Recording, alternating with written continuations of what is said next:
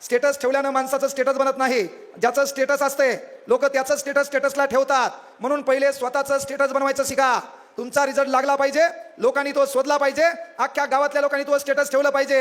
नाही तर आपला बाप आहे गावामध्ये सूर्य उगवण्याच्या अगोदर शेतात जातो, गावामध्ये सूर्य मावळल्याच्या नंतर घरी येतो. का तर आपला बाप स्थानिक ठिकाणी कुठं बोलला तर बाजूचे भांडगुळ डायलॉग म्हणतात की काका गप बसा, तुम्हाला काही कळत नाही. भाऊकीतले लोक तुझ्या सोयरिकेसाठी बेजार होतात, तुला रिश्ता आणण्यासाठी बेजार होतात. तो एकच काम आहे, तुला निकाल लागला पाहिजे. तुला निकाल लागल्यावर भाऊकीतले लोक तुझा फोटो जमा करतात. भाऊकीतले लोक बड्यापैकी वर्दीवर तुझा फोटो तयार करतात. भाऊकीतले लोक तुझ्या बापाचा फोटो घेतात. जिथं गर्दा असतो का तिथं बॅनर टाकतात. तो बाप जे सूर्य उगवण्याच्या अगोदर शेतात जातो का ते बाप 9 वाजता उठते, त्या मंदिरापाशी जाते, पारापाशी जाते, तो बॅनर लागलेला असते. जे गावातले लोक तुझ्या बापाला म्हणत होते काका गप बसा, तीच लोक तुझ्या बापाला इथं बसा म्हणतात. तो बाप तिथं बसतो, बसता बसता मिशीवर ताव देतो. त्या फोटोकडे पाहून गावातल्या लोकांना सांगतो नाद केला पण आपल्या पोरीन वाया नाही जाऊ दिला, येणाऱ्या काळात ते तुला करायचंय. त्यासाठी कांगणेसरच्या भाषणाची गरज नाही, कारण भाषणानं महाराष्ट्र सुधरत नाही. मी तुम्हाला सिंपल प्रश्न विचारतो, जगातले सर्वाधिक जास्त देव कुठे आहेत? जोरात सांगा मला. भारतात. भारतात पण बालाजी भरपूर देव आहेत ना. जगातले सर्वाधिक जास्त देव कुठे आहेत? जोरात सांगा. असं मरेलवाणी नाही, जोरात. जगातले सर्वाधिक जास्त देव कुठे आहेत? जोरात. जगातले सर्वाधिक जास्त देव कुठे आहेत? छत्रपती शिवाजी महाराज की, डॉक्टर बाबासाहेब आंबेडकरांचा. जगातले सर्वाधिक जास्त देव कुठे आहेत? जगातले सर्वाधिक जास्त संत कुठे आहेत? जगात सर्वाधिक जास्त प्रबोधनकार कुठे आहेत? जगात सर्वाधिक जास्त कीर्तनकार कुठे आहेत? जगात सर्वाधिक जास्त वक्ते कुठे आहेत? जगात सर्वाधिक जास्त व्याख्याते कुठे आहेत? जगात सर्वाधिक जास्त नेते कुठे आहेत? जगात सर्वाधिक जास्त धर्म कुठे आहेत? जगात सर्वाधिक जास्त जाती कुठे आहेत? जगात सर्वाधिक जास्त सामाजिक संघटना कुठे आहेत? जगात सर्वाधिक जास्त क्रांतिकारक कुठे होते? जगात सर्वाधिक जास्त दलिंदर कुठे आहेत? राईट. काय परिवर्तन झालं? 12व्या शतकापासून लोक बोलले, मेले, लोक इसरून गेले. बदल काय झाला? जगातले सर्वाधिक जास्त देव या भारतात. कधी ऐकलं का अमेरिकेमध्ये मर्याई आली, बाईच्या अंगात आलं, बाई झुलू लागली, डपडीच्या तालावर डड्डांग आहा टट्टांग ओहो, डड्डांग टट्टांग आहा ओहो. कधी ऐकलं? ऐकलं का? मग जगातले सर्वाधिक देव कुठं? या भारतात. जगातले सर्वाधिक संत कुठं? या भारतात. जगातले सर्वाधिक प्रबोधनकार कुठं? या भारतात. कीर्तनकार कुठं? या भारतात. वक्ते कुठं? या भारतात. व्याख्याते कुठं? या भारतात. पण मी शेवटी म्हणलो दलिंदर पण या भारतात. का? गोरगरिबाचा पैसा लुटणारे भिकारचोट या भारतात. नोकरीला 1.25 लाख पगार असून शेतकऱ्याचे 5,000 मागणारे भिकारचोट या भारतात. सिमेंट रोड गायब करणारे भिकारचोट या भारतात. संडाचं छत गायब करणारे भिकारचोट या भारतात. डांबर रोड गायब करणारे भिकारचोट या भारतात. शाळेची घंटी चोरणारे भिकारचोट या भारतात. शाळेचं हल्लेलं पत्र आपल्या गोठ्यावर नेऊन टाकणारे भिकारचोट या भारतात. 200 कोटीची इमारत झाल्यावर कोपऱ्यात थुकणारे भिकारचोट या भारतात. एसटीचे सीटं फाडणारे भिकारचोट या भारतात. काचा फोडणारे या भारतात. शाळेची हल्लेली फरची आपल्या घरासमोर नेऊन टाकणारे भिकारचोट. काय बदल झाला? परिवर्तन काय झालं? अरे गेली वर्षानुवर्षे बोंबलेले लोक, काय परिवर्तन झालं? अरे जगातला एकमेव देश आहे ज्या देशात भाषणाची दुकानदारी चालती. मी हे आलो 50 घेऊन चाललो, काही धतुरा परिवर्तन होणार नाही. एकमेव देश आहे ज्या देशात पानपोईवर ठेवलेला ग्लास साखळ दंडानं बांधून ठेवावा लागतो. ही या देशाची शोकांतिका आहे. पानपोई ना, पानपोई, त्याच्यावरला ग्लास साखळ दंडानं बांधून नाही, एल्डिंग करून ठेवावं लागते. ग्लास न्यायला अमेरिकेचे येते, जपानचा मनुष्य ते ग्लास चोरायला. ग्लास नेत आहे कोण? अरे जगातला एकमेव देश आहे ज्या देशात बँकेतला 2 रुपयाचा बिना ढाकणाचा पेन सुतुळीनं बांधून ठेवावं लागते. काय धतुरा परिवर्तन झालं? किती लोक बोलून गेले भाऊ. इथं आलं केवळ डायलॉग आणि शिरोशिरी मायलान परिवर्तन होते का? मला लोक म्हणतात सर तुम्ही प्रेरणादायी व्याख्या देते. काहीच म्हणू नको म्हणलं, मोजे चलायला चल दे. मही मलाच काही प्रेरणा भेटली नाही, तुला कुठून प्रेरणा देऊ? है ना? प्रेरणा काही नसते. ज्याला माईची साडी आहे त्या साडीला 2 जोडे दिसले, ज्याला बापाची फाटलेली चप्पल दिसली, त्या गध्याला काय करायचं कोणाच्या भाषणाची? त्याला ताण यावं ना. ही परिस्थिती बदलायची आहे. अरे महाबाप की गाडीत आला पाहिजे. माझ्या बापाची जिंदगी मोटरसायकलवर जाण्यात गेली, माझ्या बापाची जिंदगी पैदल जाण्यात गेली. माझ्या बापाला कधी कोणी लिफ्ट दिली नाही. एक कामाला पाहिजे, काय झक मारायची मारो, रात्रीचा दिवस करू, दिवसाची रात्र करू, कुठं तरी जाऊ, काम धंदे करू, या गाडी किरायन करू, फाट्यावर आपल्या बापाला बोलू, स्टँडवर आपल्या बापाला बोलू, आपल्या बापाला पुढच्या सीटवर बसू. आपल्या बापानं हात आमरेसवर ठेवला पाहिजे. ती गाडी चौकात गेली पाहिजे. चौकात गेल्यावर खटकन आपण उतरून बापाच्या गाडीचा पुढचा दरवाजा उघडला पाहिजे. आपल्या बापाचा पाय खाली पडला पाहिजे. ज्या लोकांनी आपल्या बापाला कधी गाडीत पाहिलं नव्हतं त्या दलिंदर लोकांनी आपल्या बापाला गाडीत पाहून कोमात गेले पाहिजे. त्या बापाला पण खाली उतरलं पाहिजे. आपण बापाच्या पाया पडलो पाहिजे. का? बंद किस्मत की कोई ताली नहीं होती, सुखी मिदों की कोई डाली नहीं होती. जो झुक जाते हैं माँ बाप के चरणों में उनकी झोली कभी खाली नहीं होती, उनकी झोली कभी खाली नहीं होती. मग त्याला काय गरज आहे कोणाच्या भाषणाची? परिवर्तन कोणतं? एक स्वप्न मनात बाळगायचं, एक दिवस आपल्या गावात आपल्या किमतीच्या 4 व्हीलर मध्ये पुढच्या सीटवर बसून आपल्या बापाला आपल्या गावात न्यायचंय. त्याला कांगणे सरच्या भाषणाची गरज आहे, इथं मारलेल्या हिंदी डायलॉगची गरज आहे, इथं दिलेल्या मोटिवेशनची गरज आहे. मग त्याला एखाद्या डाकू समाजात हैदोस घालणाऱ्या व्यक्तीला आदर्श मानण्याची गरज आहे. आदर्श कोण? बापाची फाटलेली बनेल. आदर्श कोण? घरावरले पत्र. आदर्श कोण? मोठ्या बहिणीच्या लग्नाचा प्रश्न. आदर्श कोण? अरे तुला आलेलं नातं नाकारलं गेलं. आदर्श कोण? गलीतल्या भावकीतल्या लोकांनी तुझ्या बापाचं पत्रिकेवर न टाकलेलं नाव. हे तुझे आदर्श. याच्यातून घ्यायची प्रेरणा आणि झक मारायची ना अभ्यास करायचा.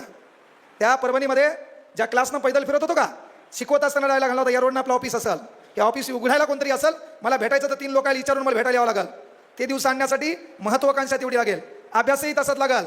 केवळ डायलॉगबाजी, एन्जॉय, एंटरटेनमेंट, कॉमेडीनं माणसं व्हायरल होत नाहीत आहे ना. लय लोक रील स्टार आहेत. माझ्यापेक्षा 5 मिलियन लोकांचे फॉलोअर असतील. काही ना चंगळ्या बोले म्हणलं असेल, काही ना किंग मेकर म्हणलं असेल आहे ना, कोणी फरच्या वाजवल्या असतील, पण त्या विचारमंचावर फोटो लागताना मार्गदर्शक म्हणून शब्द लागला पाहिजे. कळलं का? आपण कोणाच्या जीवनात आगळं वेगळं परिवर्तन करू शकलो पाहिजे. ते करण्यासाठी पहिल्यांदा तुमचे विचार तसे चालले पाहिजेत. शिवाजी महाराज, बाबासाहेब आंबेडकर, महात्मा ज्योतिबा फुले यांचं नाव घ्यायचं, पण नाव घेताना अंतर्मनाला एक प्रश्न विचारायचा. कारण आपले 3 चेहरे असतात ताई. 3 चेहरे म्हणजे मी या जगाला कसं दिसावं यासाठी पहिले बेजार होतो. दुसरी गोष्ट, मला मी कसं आवडायला पाहिजे याच्यासाठी मी बेजार होतो. आणि तिसरा चेहरा मला माहिती आहे मी किती दलिंदर आहे, मी किती हरामखोर आहे. हा तिसरा चेहरा मला माहिती आहे. मला जगाला वेगळा दाखवायचा आहे, त्याच्यानंतर मी जगाला दिसायला पाहिजे तो वेगळा, पण मी कसा आहे हे मला माहिती आहे. जो तिसरा चेहरा म्हणला ना, यू आर बेस्ट. जगात नंबर 1. बाकीचे लोक काय म्हणतात काही घेणं नाही. तिसरा चेहरा तुम्हाला म्हणला पाहिजे, यू आर बेस्ट. पोरिओ 13,050 जागा डिक्लेअर झाल्या पोलीस भरतीच्या. Yes no? हां, सांगा मला ब्रिक्स परीक्षेत कुठं पार पडली? हां पोरो, मुळात हे मग भाषणाचा कार्यक्रम नाही पाहिजे, यायला प्रश्न विचारणे आहे का नाही. अरे ब्रिक परीक्षेत कुठं पार पडली? अभ्यास करायला तुम्ही? अभ्यास करायला का नाही? मग कुठलीही गोष्ट सध्या जे चालू आहे का ती गोष्ट तुमच्या डोक्यात पाहिजे का नाही? या विधान भवनाच्या समोर कोणत्या 2 नेत्याचे भांडणं झाले सांगा? विधानसभा मुंबईला आहे, तिथं कोणत्या 2 नेत्याच्या समोर भांडणं झाली? हा, मग तू काय पाहत असते टीव्ही मध्ये? पिंकीचा विजय असो, लांगीर झालं जी, तुझ्यात जीव रंगला, कसोटी जिंदगी की, तू रे पवित्र रिश्ता, हा इशक जादे. मग तेल कळलं कोणत्या 2 नेत्याचे भांडण झाले प्रत्येकाला कळलं. मी विचारलं ब्रिक परिषद, बरोबर आहे, सध्या चालू इव्हेंट आहे का नाही ब्रिक परिषद? काय ब्रिक? BRICS आहे का ना? B for Brazil, R for Russia, I for India, C for चीन, S फॉर साऊथ आफ्रिका. 16 जून 2009 स्थापना. जिम ओ नील तिचा जन्म. पहिली परिषद एकातेरिनबर्ग रशिया. भारतात झालेल्या परिषदा 2012, 2016, 2021. पहिली परिषद दिल्ली, दुसरी परिषद गोवा, तिसरी परिषद दिल्ली, वर्ष 2021. प्रत्यक्ष परिषद झाली नाही, व्हिडिओ कॉन्फरन्स, कारण कोरोना. मग कोरोना, भारताचे पंतप्रधान, प्यारे भाई और बहनों, टाळ्या थाळ्या दिवे, टाळ्या काऊन वाजल्या, थाळ्या काऊन वाजल्या? तर कोरोनाचे विषाणू बहिरे व्हावेत. दिवे काऊन लावले? तर लय मोठी उष्णता झाल्यामुळं ते मरून जावेत. नवीन भारतात लागलेला शोध कोरोना. 22 एप्रिल जनता कर्फ्यू, बरोबर आहे. त्यामुळे तिसरी गोलमेज परिषद कशावर झाली? Video conference. कोण केली? नरेंद्र मोदी. पहिल्या गोलमेज परिषदेमध्ये, गोलमेज परिषद नाही, ब्रिक्स परिषद. तर पहिली ब्रिक्स परिषद कोण? मनमोहन सिंग 2012 भारताचे पंतप्रधान असताना. भारतामध्ये 3 परिषदा झाल्या. 17वी जी चालू आहे ती चालू आहे ब्राझीलमध्ये. ब्राझीलमध्ये रिओ दी जेनेरिओ नावाचं शहर आहे. तिथं याच रिओ दी जेनेरिओमध्ये 31व्या ऑलिम्पिक स्पर्धा झाल्या होत्या. ऑलिम्पिक स्पर्धेची स्थापना 6 एप्रिल 1896 ग्रीक नावाच्या राष्ट्रात अथेन्स या ठिकाणी. आतापर्यंत ऑलिम्पिकचे किती सामने झाले? 33. 33व्या कुठं? पॅरिस. 32व्या कुठं? टोकियो. 31व्या कुठं? रिओ. 30व्या कुठं? लंडन. 29व्या कुठं? बीजिंग चीन. आपल्याला सुवर्ण पदक 2. 29वी ऑलिम्पिक स्पर्धा बीजिंग चीन, तिथं भेटलेलं पदक अभिनव बिंद्रा 100 मीटर नेमबाजी. अभिनव बिंद्रा BSNLचा ब्रँड एम्बेसिडर. सोबत दीपिका पादुकोण. BSNL 1996. BSNLचा लॉंग फॉर्म, त्याचं ब्रीद वाक्य connecting people to India. Tower खाली उभा असल्यावर पण नेटवर्क येत नाही. आयडिया, एक आयडिया जो बदल दे आपकी दुनिया है ना. जिओ धन धनाधन. इनिनॉर लग्न जमला, इनिनॉर घ्या. रिलायन्स कर लो दुनिया मुठ्ठी में. वडाफोन ऐसी आजादी और कहा. आणि मग शेवटी इसको लगा डाला, लाईव्ह झिंगा लाला. टाटा स्काय. मेलन थाडा पण गेले का नाही? अरे कुठली गोष्ट करत असताना एक विनंती करायला पोरो, येड्या मुड्याच्या नादी लागू नका. येड्याच्या डोक्यात जे चालतंय ते कधी सांगता येत नाही, म्हणून आजूबाजूला चांगले लोक बाळगा. जो पोरगा म्हणेल का की बाबा तो बाबा 5,000 रुपये क्लासला भरण्यासाठी बेजार होता, तुझा बाप 5,000 रुपये क्लासला भरण्यासाठी बेजार होता, म्हणून एक विनंती आहे बाबा, अभ्यास कर, वायफळ वेळ घालू नको. नाही तर होतंय काय, एक येडा असतंय ऊसाच्या शेतामध्ये, ते ऊस चालू लागलं, कळतं ना ऊस चालणं, ऊसाचे पाते चालू लागलं. आता येड्या लोकांचं एक वैशिष्ट्य असते, तुम्ही त्याच्याकडे पहा, ते तुमच्याकडे पाहते. तुम्ही स्माईल करा, ती बी स्माईल करते. तुम्ही डोळे वाटारा, ते दगड फेकून आणते. येड्याचं वैशिष्ट्य असते, त्याच्या डोक्यात काय चालतं हे कळू देत नाही. मग मेन गोष्ट काय बाबा, की ते जे येडं आहे त्याचं ते काम करू लागलं. तू यासारख्या पोलीस भरतीच्या पोरानं त्याच्याकडे पाहिलं, स्माईल केली. शेतामध्ये त्याचं ते काम चालू लागलं, तू रस्त्याने जाऊ लागला. त्यानं तुझ्याकडे पाहिलं, तू त्याच्याकडे पाहिलं, तू आज स्माईल केली, त्याने स्माईल केली. तू काय केलं, डोळे वटारले, ते त्या मागं लागलं. आता ते येडं आहे, तू पोलीस भरतीचा आहे, मग तू आज 100 मीटरची तयारी केलेली, तू बेधाव वेगानं 100 मीटर, येडं हातात इळा, ते त्या मागं 100 मीटर. का तर तू डोळे वटारून पाहिले, गरज होती का, पण त्यात बिनाकामाचा किरम्या लागलं तुझ्या मागं. ते आता ते येडं आहे, त्याला दम लागणार आहे का, नाही. तू 100 मीटर पळाला, मागं पाहिलं, येडं मागच, हातात इळा, डोळे लाल भडक, हुलाला हुलाला. तू प्रॅक्टिस केलेली 1600 मीटर, येडं तुझ्या मागच 1600 मीटर, 2च हाताचं अंतर, मागं पाहिलं, येडं जवळच, तू गेला कोमात. मग तू आज जुनी प्रॅक्टिस केली 5 किलोमीटर फॉरेस्ट, 5 किलोमीटर पळाला ह्या इकडं नाशिक रोडला, मागं पाहिलं, येडं मागच, कोमात गेला तू. मग तू फॉरेस्टमध्ये 25 किलोमीटर वॉकिंग, 25 किलोमीटर पळाला, मागं पाहिलं, येडं 2च हातावर, तू कोमात गेला. तुला कळलं आपला कार्यक्रम ठोकला. कयाल त्याच्याकडे डोळे वटारून पहा बापा, कोणाचा चेहरा पाहिला होता, मेलो मी. 30 किलोमीटर पळाला मरणाच्या आकांतानं, तरी येडं मागच. 40 किलोमीटर पळाला मरणाच्या आकांतानं, तरी येडं मागच. पळता पळता मागं पाहू लागला, येडं मागच. चेहऱ्यावर राग, त्याच्या हातात धारधार इळा, आणि इळावरती करून ती त्या मागं लागले. तू पुढं पळायला, येडं मागच, तू पुढं पळायला, येडं मागच. पळता पळता तू खड्यात पडला, तो डोळे झाकले, म्हणला देवा वाचव बाबा, कुठून सुडबुद्धी सुटली याचा चेहरा पाहिला, आणि तू खड्यात पडला. त्या येड्यान खड्यात उडी मारली, तुला हात लावला, जिंकलं का नाही म्हणला.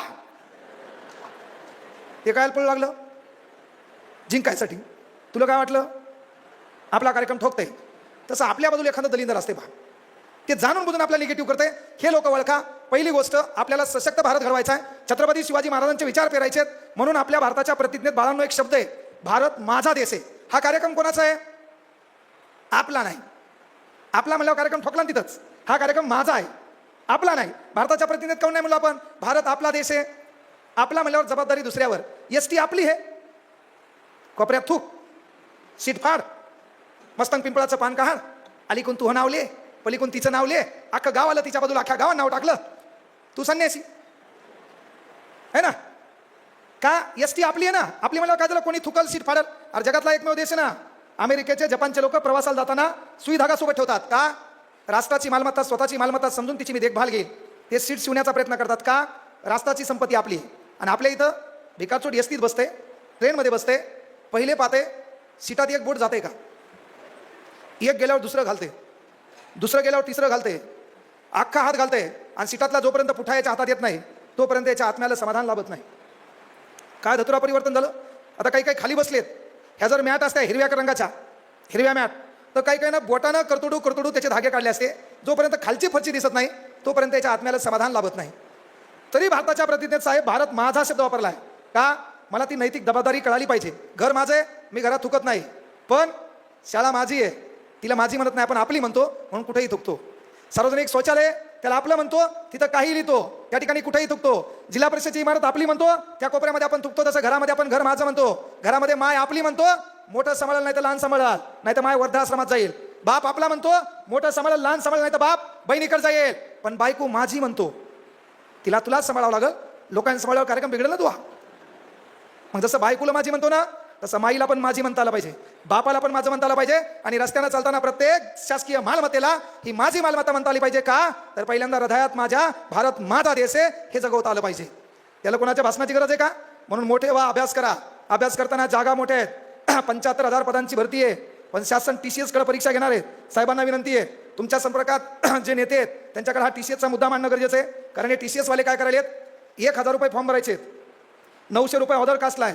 त्यानंतर एका पोराला 10 फॉर्म भरायचे, तर 10,000 त्यांना आणायचे कुठून. त्याच्या माईला शेतात काम केल्यावर 500 रुपये हजेरी आहे, आणि त्याला फॉर्म भरायला 10,000 लागलेत. कित्येक पुण्यातलं वास्तव आहे. लेकरं एक टाइमचं जेवून शिकतात, दुसऱ्या टाइमला मेस लावायला पैसे नाहीत. ती परिस्थिती या महाराष्ट्रात आहे. आणि समाधानाची व्याख्या आहे की मला लोकांनी किती मदत केली, याच्यापेक्षा मी लोकांना किती मदत केली ही यादी मोठी झाली की मला समाधान लाभते. माझ्या ताटात भाकर आहे, माझ्या दुडीत भाकर आहे, पण एक व्यवस्था आहे, ज्या ताटात बी भाकर नाही, दुडीत बी भाकर नाही, तर माझ्या दुडीतली भाकर वाळण्या अगोदर त्या ताटात पडली तर छत्रपती शिवाजी महाराजांच्या विचाराचा खरा मी वारसदार आहे हे म्हणायला काही हरकत नाही. ते करावं लागणं गरजेचं आहे. म्हणून इथं शिकणाऱ्या मुलांनाही विनंती आहे, तुमची परिस्थिती ताण द्यायली, अडचण द्यायली आहे, शिकायचंय. परभणीला स्वामी विवेकानंद करिअर अकॅडमी आपली संस्था आहे. तुला नोकरी लागेपर्यंत तो खाणं पिणं राहणं हे सार्थकच घेत असतो म्हणलं ना. तुझी नोकरी लागेपर्यंत तो खाणं पिणं राहणं, तुला मायबापा नसतील तर तुझ्या लग्नाची पण व्यवस्था मीच करेल भाऊ म्हणून ताण घेऊ नको. तुला मोफत शिकवेल, फक्त विनंती आहे रीलच्या नादी लागू नको. आणि तुला एक विनंती आहे, जुबान कड़वी सही लेकिन दिल साफ रखता हूँ. तो स्टेटस 20 किलो वजन तो उचलून बाजूला ठेवता येते तुला, आणि तो स्टेटस आहे जुबान कड़वी सही लेकिन दिल साफ रखता हूँ. कौन कब किस हालात में बदला सबका हिसाब रखता हूँ. आणि तू मेडिकलवर 8,000 रुपये महिन्यात गोळ्या ऐकायला, तू कोणाचा बदला घेणार. त्यामुळे स्टेटस सूट झालं पाहिजे, ते काम करा. देशाला आपलं माना, देशाच्या संपत्तीला आपलं माना. घरी गेल्यावर उद्यापासून एक नवीन प्रकल्प मायबापाच्या पाया पडा, गुरुजनांचा आदर्श करा. आणि महत्त्वाची गोष्ट आहे, जाती धर्माला फाट्यावर राहणार. आपला एखादा ग्रुप आहे, त्या ग्रुपवर धर्माच्या विरोधात, समाजसुधारक विचारवंताच्या विरोधात एखाद्या भिकारचोटानं वाईट साईट काही लिहिलं तर पहिलं तुमचं काम आहे तो व्हिडिओ तिथंच डिलीट मारा, त्याला व्हायरल करू नका. काही भिकारचोटं जाणून बुजून महाराष्ट्राचं वातावरण खराब करण्याचा प्रयत्न करायले, ते वातावरण तुमच्यासारख्या युवकांच्या डोक्याच्या माथी लावून महाराष्ट्राचं वातावरण खराब होऊ द्यायचं नसेल तर विनंती एकच आहे, मोबाईलपासून थोडं अलिप्त राहा, अभ्यासाकडे लक्ष द्या. कारण पुरो तुम्हारा समय अगर तुम तुम्हारे लिए खर्च करेंगे तो आने वाली पीढ़ी मोबाईल में तुम्हें सर्च करेंगी. तुम्हाला लोकांनी सर्च करावं अशी तुमची इच्छा असेल तर आताचा वेळ तुम्हाला देसाल अशी एक विनंती करतो. मायबापाचा फोटो आरशावर ठेवायचा, परिस्थिती बेजार करायली, त्या परिस्थितीसाठी तुमचा आमचा करता धरता कोण, तर तुझ्या जीवनाचा तू शिल्पकार आहे म्हणून एक वाक्य म्हणायचं, अय बुरे वक्त जरा अदब से पैसा, अय बुरे वक्त जरा अदब से पैसा, वक्त भी कहाँ लगता है वक्त को बदलने के लिए, सीढ़ियाँ उन्हें मुबारक हो जिन्हें छत तक जाना है, मंजिल तो हमारी आसमां है, रस्ता खुद बदलना है, रस्ता खुद बदलना है. ते काम तुम्ही करसाल. मला या ठिकाणी बोलवलं. येणाऱ्या काळात छत्रपती प्रतिष्ठान याचा मी अधिकृत सदस्य आहे. येणाऱ्या काळात वक्ता दुसरा असेल, पण ताई साहेबाच्या नेतृत्वाखाली जेव्हा हा कार्यक्रम होईल त्या कार्यक्रमाला आवर्जून इथं हजेरी लावेल हा शब्द इथून द्यायलो. गुरुपौर्णिमानिमित्त गुरुजनांचा आदर करसाल.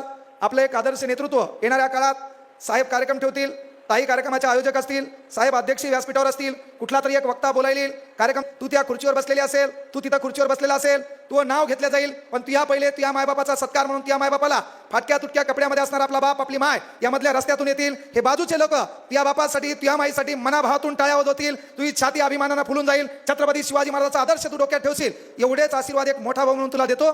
थांबतो या ठिकाणी. जय हिंद, जय महाराष्ट्र, जय शिवराय, जय भीम, जय संविधान.